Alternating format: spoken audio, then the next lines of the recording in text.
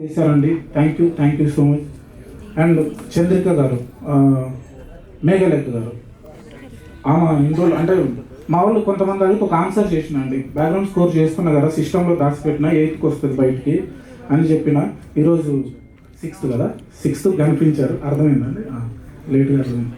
6th కనిపించారు. 8కు మీకు ఈటీవీలో అసలు ఏమైంది, చంద్రిక ఎక్కడికి వెళ్ళింది అనేది తెలుస్తుందండి. చంద్రిక గారు కూడా అంటే మేఘలేఖ గారు కూడా చాలా బాగా పర్ఫామ్ చేశారండి. సీజన్ 2లో మేఘలేఖ గారి పర్ఫార్మెన్స్ అసలు ఖతర్నాక్ ఉందండి. 1లో కూడా చాలా బాగుంది. సీజన్ 2లో ఎక్స్ట్రాడినరీ పర్ఫార్మెన్స్ చేశారండి.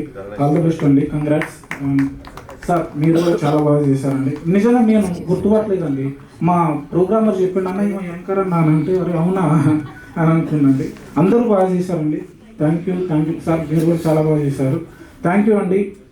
జాన్వరి 8కి వస్తుంది, కంపల్సరీ చూడండి. అసలు మామూలుగా ఉండదు. సీజన్ 2 ఎక్స్ట్రాడినరీ ఉంటుంది. Thank you so much. Tension వస్తుందని మీరే కదా.